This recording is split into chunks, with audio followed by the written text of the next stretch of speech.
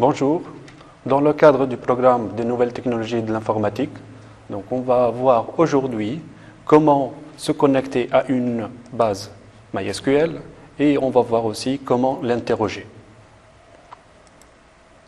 Commençons par un premier exercice.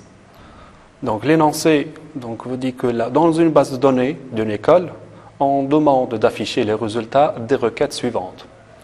Afficher le nom et le prénom de tous les élèves dont la classe est la 4e année sciences de l'informatique 1. Comme deuxième question, on a à afficher tous les élèves de la section informatique et ici, on peut dire que c'est tous les niveaux de la section informatique. Commençons par voir le contenu de la table élèves. Or, déjà, vous avez vu à travers le cours de la base de données comment créer et comment remplir une base de données. On remarque ici qu'on a des différents niveaux et de différentes sections. À titre d'exemple, 4e année sciences de l'informatique 1, 3e technique 1, 4e maths 3. On a plusieurs niveaux et différentes sections. Pour se connecter à une base MySQL, on doit faire tout d'abord la connexion et en deuxième étape, on doit réaliser la sélection de la base et puis l'exécution de la requête et enfin, on termine par l'exploitation des résultats. Commençons par la première étape, c'est la connexion au serveur. Pour envoyer une requête SQL au serveur, tout d'abord, on doit se connecter à celui-ci. Et cela en utilisant la fonction MySQL Connect qui permet d'ouvrir une connexion vers le serveur MySQL. Cette fonction accepte comme paramètre le nom du hôte sous forme d'une chaîne, le nom d'utilisateur sous forme d'une chaîne et le mot de passe associé au nom d'utilisateur aussi c'est une chaîne. Dans notre cas, le nom du hôte, si on va utiliser un serveur web local, ça sera localhost. Et le nom d'utilisateur, ça sera root. Et pour l'utilisateur root, on ne dispose pas de mot de passe. Donc ça sera la chaîne vide. Voilà l'exemple de notre cas. Puisque la fonction MySQL Connect, elle va nous retourner une valeur qui nous sera utile par la suite. On va la ranger dans une variable. Je l'ai appelée ma connexion. Bien sûr, j'ai passé les paramètres suivants, localhost, c'est le serveur web local, le root ainsi que le mot de passe vide. Par la suite, on a ajouté un petit test pour vérifier si jamais la connexion a réussi ou si jamais on a un échec. Et cela en utilisant la fonction die. On va afficher dans ce cas la connexion impossible, et on va fermer. Et on peut voir le code source de cette étape. À l'intérieur d'une page HTML, on a commencé le code PHP, un script PHP. On a déclaré un hôte, une variable hôte, dans laquelle on a mis la valeur localhost. Une autre variable user, dans laquelle on a mis le nom d'utilisateur en question. Et une dernière variable pour le mot de passe. Et tout ça, ce sont pour les paramètres de la fonction MySQL Connect. On va appeler ma fonction MySQL Connect en passant ces paramètres et la valeur retournée par cette fonction, on va la ranger dans la variable maConnexion. On a testé sur la variable, sur la connexion, est-ce que la connexion est correcte ou non. Si jamais elle est fausse, on va afficher un message d'erreur. Maintenant, une fois on a établi la connexion, on peut commencer à sélectionner la base. Pour cela, je vous rappelle qu'on dispose d'une fonction MySQL Select Database qui va nous permettre de sélectionner la base de données et cela en passant comme paramètre le nom de la base de données qui est sous forme de chaîne de caractères et l'indicateur de la connexion qu'on a déjà récupéré de l'instruction précédente. Cette fonction va retourner une valeur positif en cas de succès et 0 en cas d'échec. Je vous rappelle que l'identificateur de la connexion, c'est un paramètre facultatif. Voilà l'exemple dans notre cas. Donc, connect base reçoit la valeur donc MySQL database donc de l'école. Donc, je vous rappelle que notre base de données, c'est la table école. Donc, par la suite, ma connexion. Donc, ça, c'est l'indicateur de la connexion. Donc, on va tester si la connexion elle a été bien établie. Donc, si la connexion est égale à 0, c'est-à-dire on a un problème de connexion, dans ce cas, on va afficher un message d'erreur. Donc, base introuvable. Maintenant, on peut exécuter la requête. Donc, la requête SQL, donc, elle est déjà préparée. Donc, on va utiliser une fonction donc, qui permet de lancer ou d'envoyer cette requête vers le serveur MySQL. Donc, cette fonction s'appelle MySQL Query. Donc, ça va nous permettre donc, d'envoyer donc, une requête vers le serveur. Donc, cette fonction retourne une valeur entière qui sera positive en cas de succès et 0 en cas d'échec. Donc, cette fonction accepte comme paramètre la requête en question ainsi que l'indicateur de la connexion. J'attire votre attention qu'il est parfaitement possible qu'une requête correcte au niveau de sa syntaxe ne retourne aucune ligne. La fonction retourne donc la valeur true ou une valeur positive. Et pour les commandes delete ou insert, replace ou update, la fonction myAffectedRows permet de connaître le nombre de lignes affectées. Voyons l'exemple pour notre cas. Donc, la requête SQL, donc on l'a préparée, on l'a mis dans une variable SQL. On va appeler la fonction MySQL Query. Donc, j'ai passé comme paramètre la requête en question, ainsi que l'indicateur de la connexion en cours. Et le résultat retourné par cette fonction, il est récupéré dans la variable résultat. On peut plus tard tester sur le résultat, est-ce qu'on a donc un résultat ou non. Donc si on n'a pas donc, de résultat, c'est-à-dire il s'agit d'une erreur, et généralement c'est une erreur du syntaxe SQL, dans ce cas on va afficher requête incorrecte et on va afficher en parallèle donc, la requête qu'on a écrite. On peut voir l'exécution. Donc voilà le code. Donc déjà on a établi la connexion, on a choisi la base donc, de données à travailler, donc on a choisi la base école, on a testé sur la base et maintenant nous sommes en train de lancer la requête, d'envoyer la requête. Voilà la requête, elle est définie. Donc on va sélectionner le nom et le prénom donc, à partir de la table élève dans la classe et 4e année sciences de l'informatique 1. Le résultat, ça sera récupéré dans la variable résultat. On va tester si le résultat est égal à 0. Dans ce cas, on va afficher que si la requête est incorrecte. Passons maintenant donc, à une autre commande qui peut faire les deux étapes précédentes en même temps. C'est la fonction MySQL Database Query. Ça permet à la fois d'indiquer à partir de quelle base seront extraites les données et envoyées comme paramètre donc, à une requête SQL à la base de données. Sa syntaxe est la suivante. MySQL Database Query, on donne comme paramètre le nom de la base de données ainsi que la requête et on a comme autre paramètre facultatif l'indicateur de la connexion active. Cette base de données, cette fonction, elle retourne aussi un entier qui sera positif en cas de succès et 0 en cas d'échec.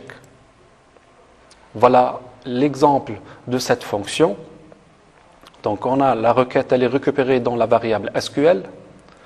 Donc le résultat, il est retourné avec la fonction MySQL Database Query, donc provenant de la base de données école et avec comme deuxième paramètre SQL. Ici, je n'ai pas mis l'indicateur de la connexion puisqu'il est facultatif.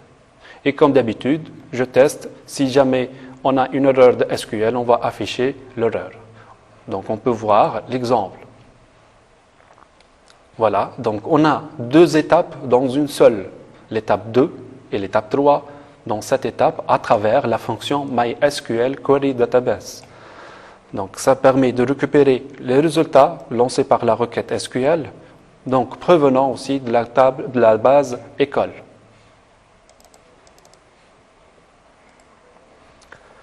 Maintenant, une fois on a terminé donc, à choisir donc, la base de données, donc on a terminé à envoyer notre requête, on peut fermer la connexion donc, au serveur MySQL. Et cela en utilisant la fonction MySQL Close. Donc c'est une étape facultative, donc optionnelle. Donc cette fonction, elle retourne une valeur booléenne qui peut être true ou false. Donc ayant comme paramètre l'indicateur de la connexion. Donc prenons l'exemple. Voilà, donc une fois on a terminé l'étape 3, c'est-à-dire l'exécution de la requête, on peut ici fermer donc, la connexion en passant comme paramètre l'indicateur de la connexion qui est enregistré, qui est récupéré dans la variable MyConnexion. J'attire votre attention que cette commande n'est pas obligatoire car toutes les connexions non permanentes seront automatiquement fermées à la fin du script. Maintenant, on passe à l'exploitation des résultats. Donc, pour cela, PHP possède différentes fonctions qui permettent le retour des résultats issus d'une requête SQL. L'une permettra d'afficher les résultats selon la position du champ dans la requête, c'est-à-dire l'indice. Une autre selon le nom du champ donné dans la table. Et une dernière qui permettra donc d'afficher ou travailler sur les indices que sur le nom des champs, bien sûr. La manière d'afficher le résultat dépendra de la fonction utilisée. Donc, on commence par la première fonction. Donc, cette fonction, c'est la fonction MySQL Fetch Array. Elle va retourner un tableau contenant la ligne demandée ou une valeur false s'il ne reste plus de ligne. Donc, cette fonction retourne une seule ligne et pour cela, il faudra boucler sur le nombre d'enregistrements obtenus par la fonction MySQL numRows ou tester s'il ne reste plus de lignes. Et pour afficher les résultats, on utilise la syntaxe des tableaux à indice alphanumérique, les indices correspondant au nom des champs dans les tables. Voilà sa syntaxe. Donc, cette fonction MyFetchArray, elle va retourner un résultat de type tableau, ayant comme paramètre donc, l'identificateur du résultat, ainsi que le type de résultat. Et le type de résultat, il peut être soit MySQL ASOC, dans le cas d'un tableau à indice alphanumérique uniquement, MySQL num, dans le cas à indice numérique uniquement, ou MySQL both, on pourra utiliser l'un ou l'autre, et celui-là, c'est le paramètre par défaut.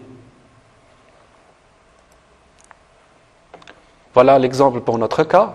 On a bouclé donc, sur la fonction MySQLFetchArray. Donc, bien sûr, on a passé comme résultat donc, le résultat retourné par la requête.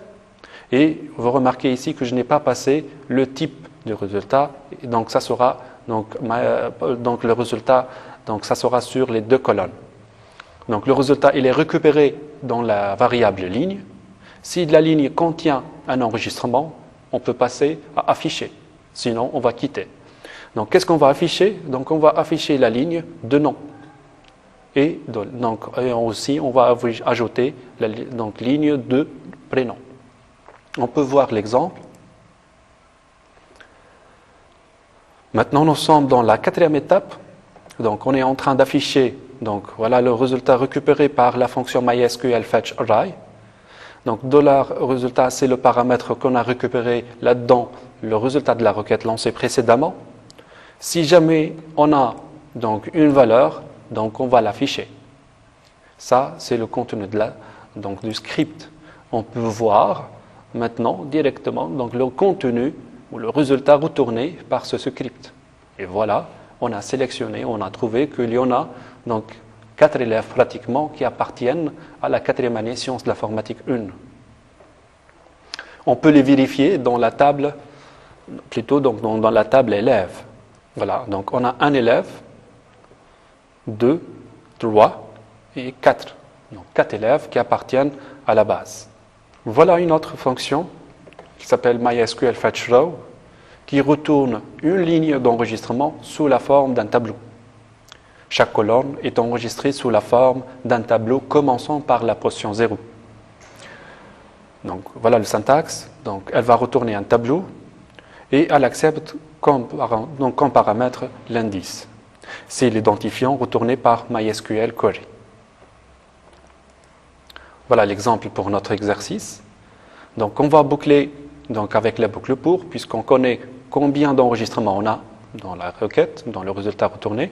Donc, on va boucler de telle façon que chaque fois, donc la ligne va recevoir l'enregistrement récupéré par la fonction MySQLFetchRow et on va l'afficher sur l'écran en utilisant la variable donc ligne de 0.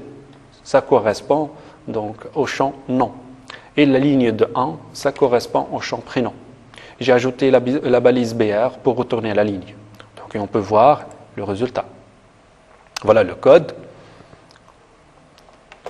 Donc on a la boucle. Donc on a récupéré le résultat retourné par cette fonction MySQLFetchRow dans la variable ligne et on affiche à l'aide de la fonction echo.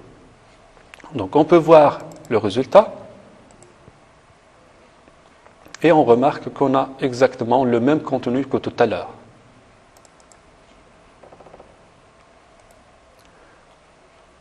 La fonction MySQLFetchObject aussi, c'est une autre fonction qui vous permet aussi de récupérer le résultat.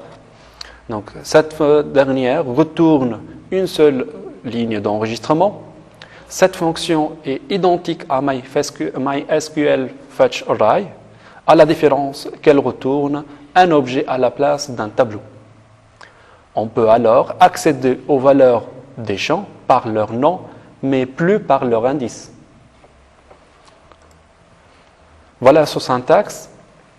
Donc, MySQLFetchObject, elle va retourner donc, un tableau et elle accepte comme paramètre donc, l'identificateur de résultat ainsi que le type de résultat. Et le type de résultat, ça peut être MySQLAssoc ou MySQLNum ou MySQLBath.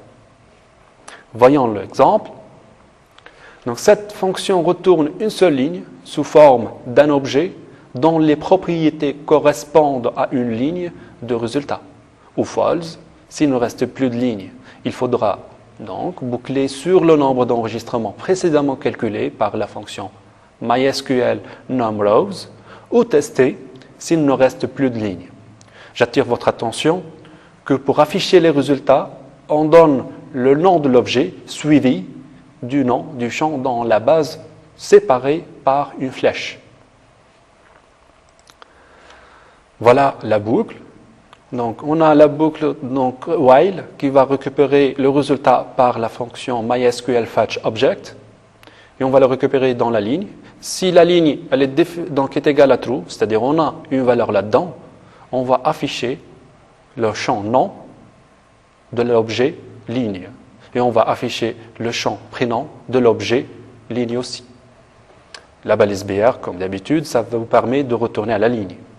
Donc on peut voir le code source. Voilà, donc la flèche commence à s'écrire. Et j'attire votre attention ici, le script PHP distingue entre les lettres majuscules et minuscules. Donc vous devez réécrire les noms des champs comme vous l'avez écrit dans la base. Voyons l'exécution. On a le même résultat que tout à l'heure. Passons maintenant. Donc, le problème qui se pose, c'est quelle fonction il faut choisir. Donc, concernant la vitesse, on trouve que MySQLFetchObject est aussi rapide que MySQLFetchArray et presque aussi rapide que MySQLFetchRow. La différence ici, c'est insignificative. Donc, étant donné les plus grandes possibilités apportées par MySQL Fetch Array, sans perte de performance, il est conseillé de l'utiliser, cette fonction. Si votre machine donc, elle n'a pas d'assez de mémoire, donc il vaut mieux libérer donc, les variables déjà utilisées, et cela en utilisant la fonction MySQL Free Result. Cette fonction donc, accepte comme paramètre le paramètre résultat. Voilà l'exemple. MySQL Free Result. Donc, voyons l'exemple. À la fin, une fois on a terminé à exploiter donc, les valeurs retournées donc, à partir de la requête, on peut libérer de la mémoire avec la fonction MySQL Free Result. Et on va libérer la variable ou l'objet, donc résultat.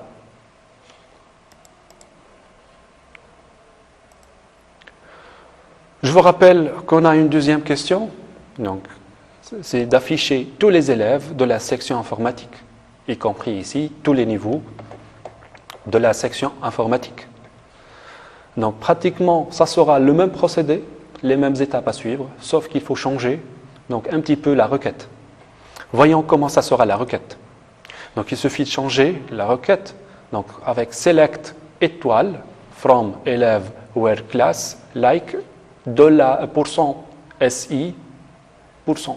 C'est-à-dire l'essentiel dans la classe, on aura la chaîne de caractères SI. Ici, on a mis select étoile car dans l'énoncé, je vous rappelle l'énoncé, dans l'énoncé, on n'a pas précisé est-ce qu'on veut afficher le nom et le prénom comme paramètres, donc on va l'afficher comme résultat. Ici, on a demandé d'afficher tous les élèves, c'est-à-dire en principe tous les détails. Voyons le code source.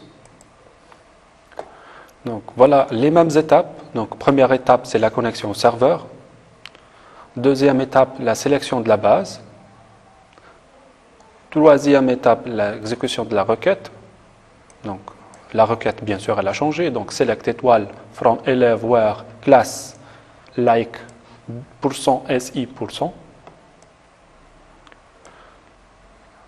Maintenant, pour l'exploitation des résultats, j'ai fermé le script PHP et j'ai commencé, j'ai revenu vers le code HTML, j'ai tracé un tableau, puis je suis revenu de nouveau vers un script PHP pour afficher le résultat, donc retourné par la fonction echo, et cela, ça se fait dans une cellule.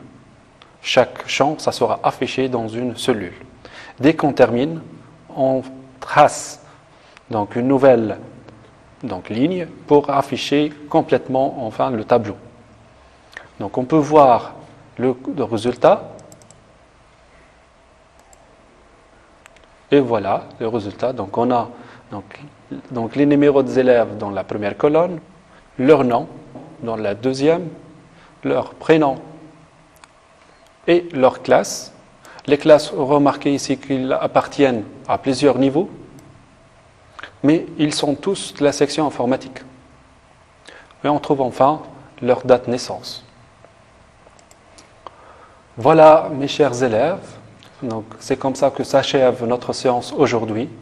J'espère que vous avez bien profité de cette leçon pour consolider vos notions de cours acquises en classe.